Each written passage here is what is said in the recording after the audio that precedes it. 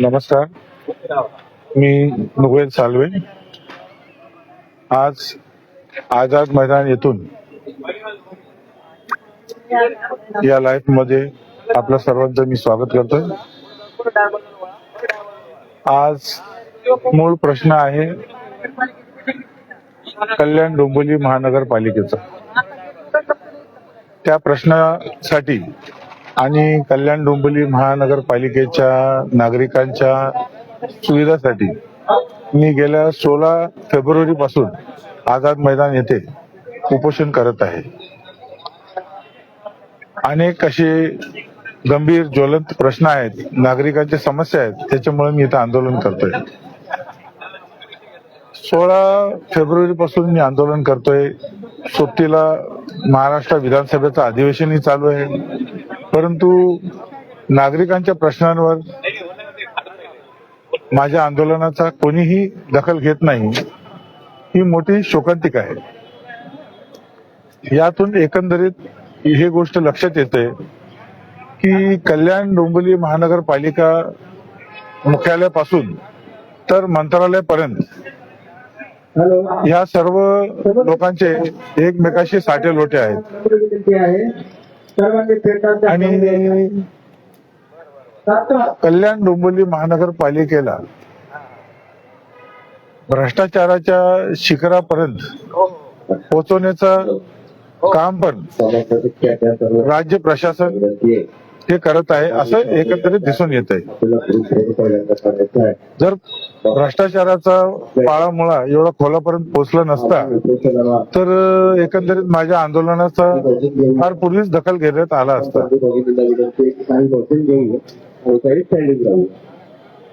असे ज्वलंत प्रश्न सांगायला गेलं की नगर विकास खात्यामध्ये एवढा मोठा भ्रष्टाचार होतोय तरी सरकार जागत नाही, ही मोठी शोकांतिका आहे.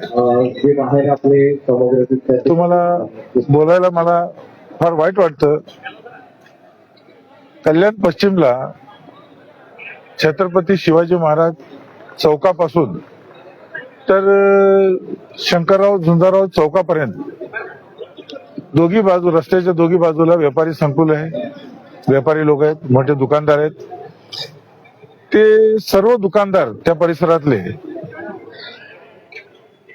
लघवी करण्यासाठी कल्याण डोंबिवली महानगरपालिका मुख्यालयामध्ये जातात. त्याच्यापेक्षा मोठी लज्जास्पद गोष्टी काय की तिथल्या नागरिकांना कर भरून सुद्धा लघवी करायला कुठं जागा नाही. त्यांना कल्याण डोंबिवली महानगरपालिकेच्या मुख्यालयात लघवी करायला जावं लागतं. त्याच्या पलीकडं एक मोठ्या खेदाची गोष्ट तुम्हाला सांगतो की मोहम्मद अली चौक आहे. मोहम्मद अली चौक या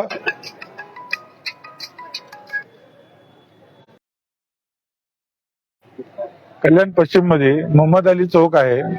त्या मोहम्मद अली चौकच्या परिसरामध्ये अनेक सोने चांदीचे दुकान आहेत, मोठे मोठे व्यापारी आहेत. त्यांना लघवी करायला जागा नाही आणि ते लघवी करण्यासाठी कल्याण न्यायालयात जातात, कोर्टात जातात. बोलायला आम्ही ऐतिहासिक शहरामध्ये राहतो. कल्याण हा ऐतिहासिक शहर आहे. स्मार्ट सिटीचं काम चालू आहे, परंतु भ्रष्टाचारामुळं तो स्मार्ट सिटी कुठं चाललंय ते दिसत नाही. स्मार्ट सिटीचं कुठं काम दिसत नाही. जे स्मार्ट सिटीचं काम होतं ते 2024च्या एंडिंग पर्यंत ते संपायला पाहिजे होतं. आता 2026 उलटलंय, 2 वर्ष पुढे गेले. त्या 2 वर्षामध्ये त्या कामाचं बजेट पण वाढलं असेल, करोडो रुपये खर्च वाढले असतील, तर सर्वसाधारण जनतेचे पैसे आहेत हे विसरता कामा नये. आता अनेक असे ज्वलंत प्रश्न आहेत, रस्त्याचे प्रश्न आहेत, दवाखान्याचे प्रश्न आहेत. हे सर्व प्रश्न असताना करोडो रुपये खाऊन गैरप्रकारे एका बिल्डिंगला मंजुरी देण्यात आली. पेट्रोल पंपच्या जागेवरती कायद्याला बगल देऊन त्या बिल्डिंगला परमिशन देण्यात आलं. तुमच्या माहितीसाठी मी हा चित्र दाखवतोय. हे बघा, हे कल्याण भवानी चौक येथील प्रेम ऑटो पेट्रोल पंपच्या जागेवर हा बिल्डिंग बांधण्यात आला आहे. हा बिल्डिंग मुळात कायद्याला बगल देऊन बांधण्यात आलाय. या बिल्डिंग मध्ये राहणारे लोक जर आले आणि चुकून या पेट्रोल पंपला आग लागली तर शेजारीला लागून बिल्डिंगला आग लागल्यावरती तिथले रहिवासी वाचतील का? किंवा त्या पेट्रोल पंपमध्ये ब्लास्ट झाला किंवा दुर्घटना झाली काही तर त्या बिल्डिंग मध्ये राहणारे नागरिक वाचतील का? हे ह्या गोष्टीची दक्षता कल्याण डोंबिवली महानगरपालिका प्रशासनाने घ्यायला पाहिजे होती. परंतु पैसे खाऊन ते प्लान मंजूर करून घेतले. त्याच्यावर सुद्धा राज्य प्रशासन काही बोलत नाही. दररोज आझाद मैदान येथून माझं निवेदन मुख्य सचिव महाराष्ट्र राज्य व प्रधान सचिव नगर विकास विभागाला जातोय. दररोज निवेदन जातोय.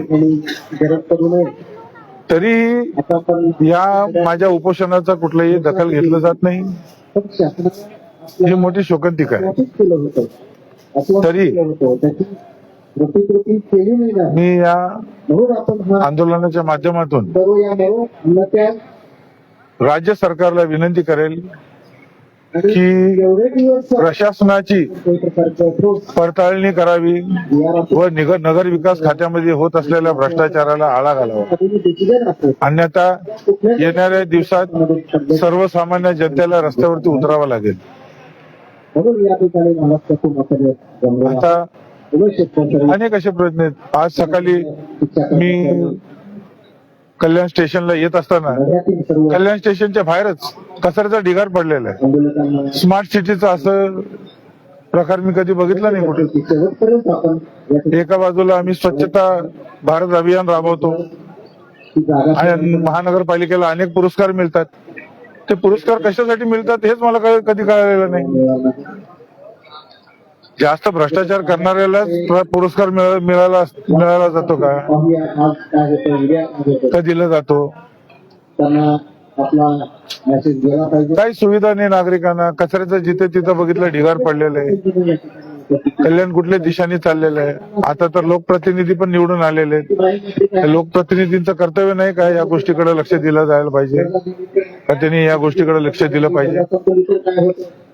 परंतु कल्याण डोंबिवली महानगरपालिका हा एक व्यापारी लोकांचा अड्डा झालेला आहे. तिथं सर्वसामान्य जनतेचं काही काम होणार असं तुम्ही विचार घरी धरून चालू नका. माझं असं आव्हान आहे जनतेला की आता आपल्या हक्कासाठी